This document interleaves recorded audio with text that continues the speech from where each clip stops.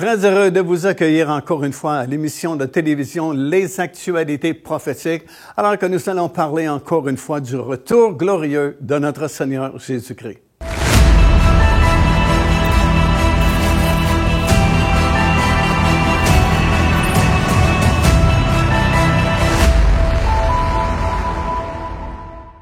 Alors, nous sommes toujours dans la deuxième partie de cette trilogie. Nous parlons des douleurs de l'enfantement d'un monde nouveau. Et nous sommes rendus à ce moment clé, vraiment, alors que Satan a été expulsé du ciel avec tous ses anges déchus. Et il y a tous ces démons et tous ces anges déchus, même de l'époque de Noé, qui sont vivants sur la planète et qui vont tourmenter la population mondiale. Et c'est à ce moment-là que l'Antéchrist réussit à devenir, justement, le gouvernement mondial.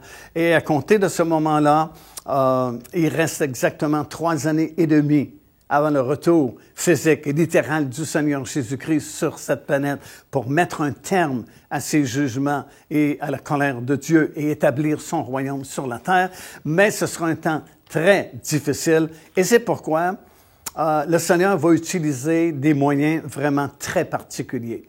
Alors, si vous lisez attentivement le livre de l'Apocalypse, tout le long des 7 années de tribulation, ce sont des choses vraiment exceptionnelles, des choses spectaculaires avec lesquelles Dieu va travailler, justement parce que l'Église n'est plus ici. Alors Dieu utilise d'autres moyens, des moyens quelquefois vraiment très sensationnels.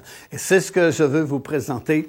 Il y a quelque temps passé, nous avons filmé une vidéo en Israël, justement à la citadelle de David, où nous parlons de ces 3 messagers spéciaux. En fait, ce sont 3 anges que Dieu va envoyer pour avertir la population mondiale de certains événements qui vont se produire et qui ne seront pas très agréables, mais ça va donner l'opportunité à des millions de personnes de se repentir et d'accepter le Seigneur Jésus-Christ et d'être sauvés même vers la fin de ces 7 années de tribulation. Alors, on va se déplacer en Israël, à la citadelle de David, pour parler de ce sujet. Nous allons pénétrer à l'intérieur de ce qu'on appelle la citadelle de David. Citadelle de David est située au cœur même de la ville de Jérusalem, a servi de forteresse autrefois, mais aujourd'hui, c'est vraiment un lieu touristique que nous pouvons visiter et nous allons partager avec vous dans la citadelle de David au sujet de ces 3 messagers vraiment très spéciaux que Dieu va utiliser dans la dernière partie des 7 années de tribulation afin d'apporter chacun un message très spécial à la population mondiale. Maintenant, bien sûr, il faut réaliser qu'à la fin des 7 années de tribulation, nous sommes dans un temps très spécial, très particulier, et c'est pourquoi le premier messager, ce premier ange, a un message du salut, un message qui annonce l'évangile éternel de Dieu, et c'est la raison pour laquelle Dieu utilise un ange, parce que l'Église n'est plus là. Alors, si l'Église devait traverser les 7 années de tribulation, ben, ce serait le rôle de l'Église de prêcher la bonne nouvelle, parce que le message de la prédication du salut en Jésus-Christ a été confié à l'Église. Jésus, avant de retourner au ciel, a bien dit « Allez par toutes les nations du monde et annoncez la bonne nouvelle » et ainsi de suite. Parce que Dieu utilise un ange ici, cela prouve que l'Église n'est plus sur cette terre, parce que ce serait son travail à elle de prêcher l'Évangile. Le deuxième ange va annoncer le jugement sur la Babylone, dont nous aurons l'occasion de parler plus en détail un peu plus tard dans d'autres émissions. Et le troisième ange a un message très sévère. Il avertit la population mondiale de ne pas prendre la marque de la bête qui sera imposée à partir du milieu des 7 années de tribulation par le faux prophète. Et un ange, Dieu se donne la peine d'envoyer un ange circulant autour du globe pour dire « Ne prenez pas la marque de la bête, parce que tous ceux qui prendront cette marque, il n'y a pas de salut possible. » Alors, on se rend à la citadelle de David pour plus de détails.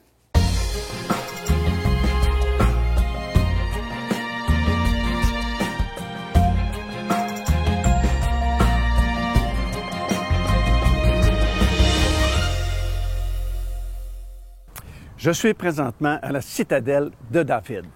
En fait, ça n'a rien à voir avec David, puisque c'était à l'époque une forteresse qui avait été construite par les Hasmonéens pour défendre la ville de Jérusalem. Et il ne reste pratiquement plus rien de cette forteresse, quelques ruines comme nous pouvons voir. Il ne reste qu'une minaret là-bas d'une ancienne synagogue qui avait été construite à l'époque ottomane. Il y a également la tour de Phasaël qui est juste derrière moi, qu'Hérode le Grand avait fait construire pour son frère. Et d'ici, nous avons une vue vraiment imprenable sur la ville de Jérusalem. Nous voyons le dôme du rocher, nous voyons la montagne des Oliviers et c'est vraiment une vue spectaculaire.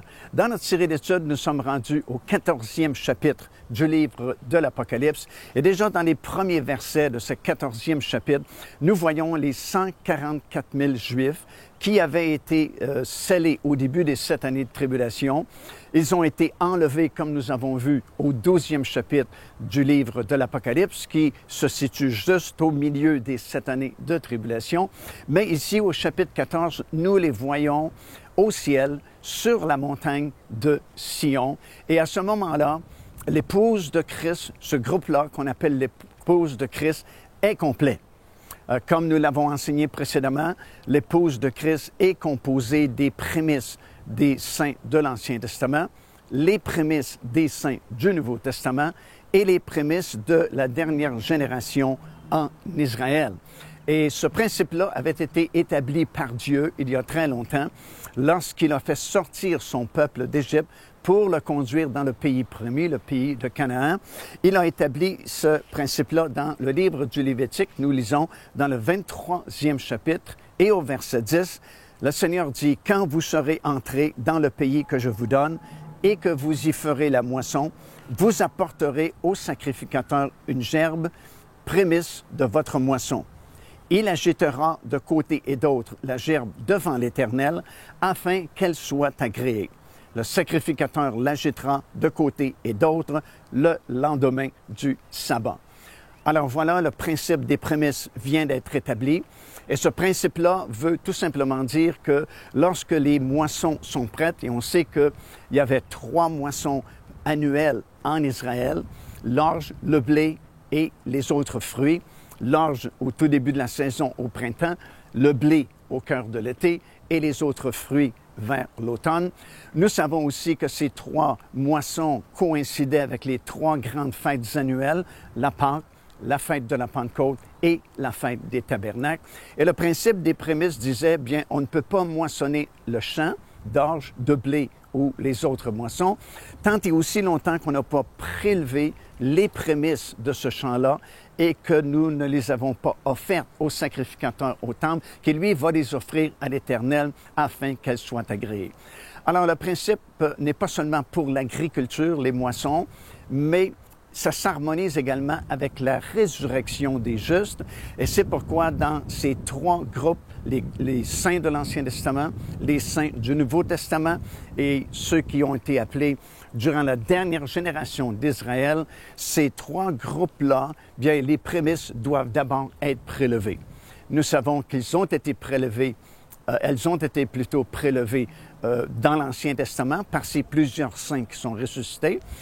Lorsque la trompette sonnera durant la 2e moisson, celle du blé, celle de l'Église, ceux qui sont prêts monteront, ils feront partie des prémices. Et ces 144 000 dont nous lisons ici, bien, ils font partie des prémices de la dernière génération en Israël. D'ailleurs, si vous lisez attentivement dans ce 14e chapitre, c'est bien spécifié quelles sont les prémices, justement, d'Israël.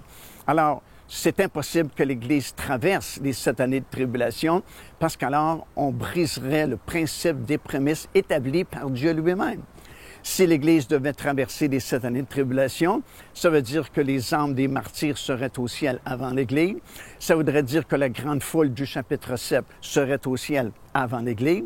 Ça voudrait dire que les 144 000 Juifs seraient au ciel avant l'Église.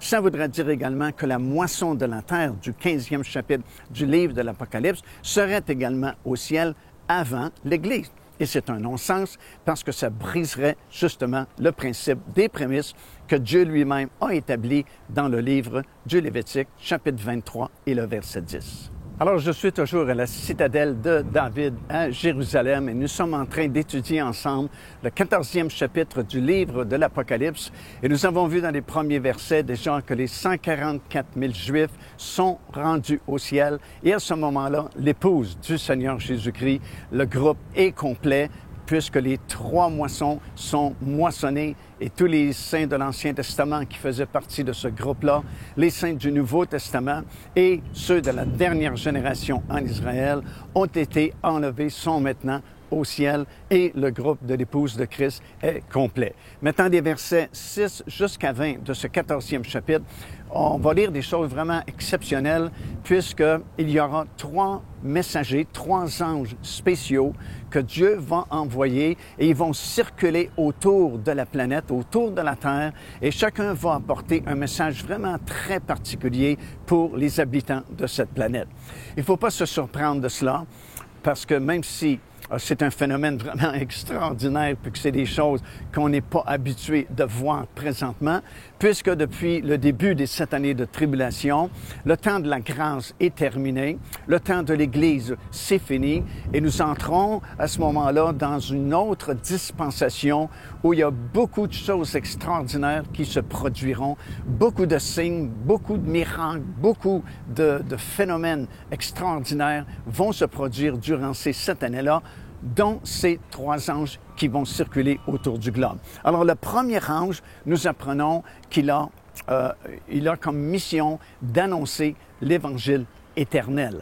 Alors, voilà un ange, ce n'est plus un prédicateur, ce n'est plus un pasteur ou un évangéliste qui va prêcher l'Évangile, mais un ange de Dieu lui-même va circuler autour de la planète afin d'annoncer cet Évangile éternel, l'évangile du royaume. Et voilà une preuve de plus que l'Église ne peut traverser les 7 années de tribulation, parce que si c'était le cas, ce serait à elle, l'Église, de prêcher l'Évangile. Mais parce que l'Église, son travail ou sa mission est terminée, Dieu doit se servir des anges pour annoncer la bonne nouvelle. Et cet ange est envoyé pour prêcher cet Évangile éternel. Et vous savez, au temps même de Corneille, dans le livre des Actes des Apôtres, Dieu aurait pu se servir d'un ange pour lui annoncer l'Évangile, mais il ne l'a pas fait parce que c'était le temps de l'Église.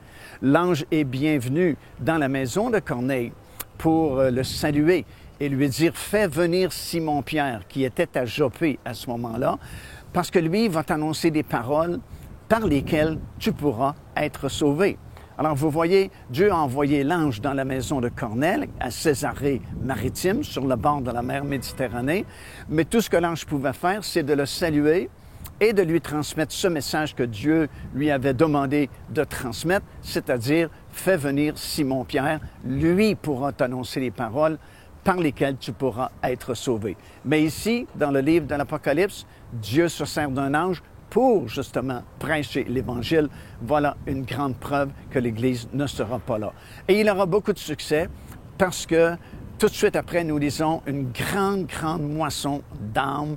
Et dans le 15e chapitre du livre de l'Apocalypse, nous les voyons, ces personnes-là, déjà rendues au ciel, parce qu'évidemment, à cette époque-là, ce ne sera pas facile de s'identifier à Dieu et de dire que nous avons accepté l'Évangile qui a été prêché. Et la majorité de ces gens seront tués, mais nous les voyons tout de suite rendus au ciel dans ce 15e chapitre du livre de l'Apocalypse. Ils sont dans la mer de cristal, la mer de verre qui est devant le trône de Dieu et désormais, ils sont dans la présence du Seigneur. Alors déjà, voilà un premier messager que Dieu va envoyer pour annoncer, encore une fois, l'Évangile avant que cette année de tribulation ne se termine et qu'alors il soit trop tard parce que nous allons encore une fois changer de dispensation et entrer dans le règne de 1000 ans. Et ce règne de 1000 ans se terminera et alors le royaume de Dieu sera fusionné avec le royaume universel et éternel de Dieu pour le reste de l'éternité. Nous allons voir également les 2 autres messagers dans quelques instants qui, eux aussi, ont des messages particuliers à nous annoncer. Alors, nous sommes en train de parler de cette série de 3 messagers spéciaux qui vont circuler autour du globe vers la fin des 7 années de tribulation, 3 anges spéciaux que Dieu va envoyer. Le premier, comme nous avons vu, devant annoncer l'Évangile éternel pour donner une dernière opportunité vraiment à des millions de personnes d'accepter le Seigneur Jésus-Christ avant qu'il ne soit trop tard, parce qu'à partir de ce 14e et 15e chapitre du livre de l'Apocalypse, nous sommes vraiment rendus vers la fin de ces 7 années de tribulation. Et dès l'instant où cette période sera terminée, il n'y a plus de salut possible puisque le royaume de Dieu va s'établir sur la terre pour cette période de 1000 ans. Alors, le premier ange a un évangile éternel et, comme je mentionnais, aura beaucoup de succès puisque nous voyons une multitude d'âmes accepter le Seigneur Jésus-Christ et nous les voyons même malheureusement mis à mort parce que ce ne sera pas facile de témoigner et de dire publiquement qu'on accepte le Seigneur Jésus-Christ à cette époque-là. Et c'est pourquoi nous les retrouvons tout de suite dans la mer de cristal au 15e chapitre du livre de l'Apocalypse. Puis ce premier ange sera suivi d'un deuxième ange et le message de ce deuxième ange est bien différent puisqu'il annonce le jugement qui va tomber bientôt sur la Babylone commerciale et la Babylone religieuse. Et en fait, 2 grands chapitres sont consacrés à la destruction de la Babylone commerciale et de la Babylone religieuse, les chapitres 17 et 18 du livre de l'Apocalypse. Nous aurons l'occasion, bien sûr, d'en parler plus en détail un peu plus tard dans d'autres émissions de cette série, parce qu'il y a énormément de détails qui nous sont communiqués justement dans ces 2 chapitres-là. Et lorsqu'on connaît la valeur de chaque mot dans la Bible, parce que comme on a souvent prêché, chaque mot occupe la place de peut-être 5 000, 10 000 autres mots qui auraient pu être là, puisque Jean va dire vraiment, s'il fallait écrire uniquement ce que Jésus a fait durant seulement 3 ans de ministère, Jean dit, je ne pense pas que le monde entier serait assez grand pour contenir tous les livres qu'on devrait écrire. Alors imaginez, lorsqu'on parle de la plénitude de la connaissance de Dieu, puis nous n'avons qu'un seul livre, la Bible, donc ça veut dire que chaque mot a été choisi par le Saint-Esprit pour être là et il occupe la place de plusieurs autres mots. Donc, tout ça pour dire que ces 2 chapitres complets sont consacrés à la destruction de la Babylone commerciale et la Babylone religieuse, c'est qu'aux yeux de Dieu, c'est très important, ce jugement-là. Et nous allons comprendre pourquoi c'est tellement important, parce que depuis le tout début, c'est l'origine, en fait, de toutes les fausses religions, les enchantements, les sociétés secrètes. En fait, tout ce qui est contre Dieu, ça a pris son origine à Babylone, à l'époque de Nimrod, qui a construit la ville de Babylone et qui a été le premier grand rebelle contre Dieu. Et c'est pourquoi, aux yeux de Dieu, ce jugement-là est tellement important. De plus, nous allons en parler davantage un peu plus tard aussi. Babylone, la ville même de Babylone, selon les Écritures, doit être reconstruite parce que selon ce qui est écrit dans le livre de l'Apocalypse, elle deviendra le repère de tout esprit impur à cette époque-ci des tribulations, le repère de tous les démons, parce que, évidemment, vers la fin des 7 années de tribulation, tous les anges déchus qui avaient été emprisonnés dans l'abîme ont été libérés, sont donc sur la planète. Satan lui-même, vous vous souvenez, a été précipité hors du ciel et son seul champ d'action, c'est la planète Terre, avec tous ces autres anges et tous les autres démons qui existent. Tout ce monde-là, ils sont sur la Terre et ils vont vouloir avoir un quartier général en quelque part. Et ce quartier général, ce sera la ville de Babylone. Et nous allons en parler, évidemment, plus en détail lorsque nous serons dans ces 2 chapitres-là, chapitre 17 et chapitre 18. Et nous allons même voir des prophéties vraiment très claires concernant la construction de la ville de Babylone dans ces derniers jours. Et nous allons comprendre un peu comment une ville pourra être construite si rapidement et devenir comme la capitale de l'Antéchrist, du moins pour une certaine période de cette grande période des tribulations, juste avant que l'Antéchrist ne vienne à Jérusalem pour conquérir la ville, la diviser et en faire ses quartiers généraux pour la 2e partie des 7 années de tribulation. Je suis toujours à la citadelle de David à Jérusalem. où nous avons une vue vraiment extraordinaire sur la ville de Jérusalem, surtout du sommet de la tour de Phasaël, qui avait été construite par Hérode le Grand en l'honneur de son frère. Vous pouvez voir le dôme du rocher, la mosquée d'Al-Aqsa, et vraiment une grande partie de la ville de Jérusalem. Alors, nous sommes en train d'étudier le 14e chapitre du livre de l'Apocalypse, là où Dieu va envoyer 3 messagers vraiment très spéciaux, 3 anges, qui vont circuler autour du globe, afin chacun d'apporter un message très particulier pour la population à ce temps-là des tribulations. Rendu au 14e chapitre du livre de l'Apocalypse, nous sommes vers la fin de la 2e partie de la période des 7 années de tribulation. Il y a eu 3 ans et demi au tout début qui nous ont conduits jusqu'au chapitre 12, alors que l'Antéchrist est devenu le gouvernement mondial et que le faux prophète soudainement a fait son apparition. Et rendu au 14e chapitre, on est presque à mi-chemin vers la deuxième partie plutôt de ces 7 années de tribulation, très proche en fait du retour du Seigneur Jésus-Christ qui se situe à la toute fin de ces 7 années de tribulation. Le premier ange a annoncé l'Évangile éternel avec beaucoup de succès, comme on a dit, parce que plusieurs âmes ont accepté le Seigneur et se sont retrouvées dans la mer de cristal, là-haut dans le ciel, comme nous le voyons dans le 15e chapitre du livre de l'Apocalypse. Puis le deuxième ange a annoncé le jugement qui va tomber sur la Babylone commerciale et la Babylone religieuse. Et le troisième et dernier ange, lui, va annoncer aux habitants de la terre de ne pas prendre la marque de la bête. Parce que depuis le 13e chapitre du livre de l'Apocalypse, le faux prophète a fait une image de l'Antéchrist qui avait été blessé, avait reçu une blessure mortelle, mais était revenu, comme nous avons expliqué, à la vie. Et le faux prophète a saisi cette opportunité pour faire une image de cet homme qui avait la blessure mortelle, mais qui pourtant vivait quand même, et a demandé aux gens de l'adorer comme étant Dieu. Lui-même, l'Antéchrist, s'est autoproclamé Dieu, comme nous l'avons étudié ensemble. Et là, le faux prophète va demander aux gens de s'identifier de façon vraiment très tangible à ce gouvernement mondial en prenant la marque du gouvernement. Et selon la parole de Dieu, cette marque, cette identification ressemble à un 666, ou dans le texte original, ce sont des lettres qui peuvent s'apparenter à l'islam d'aujourd'hui.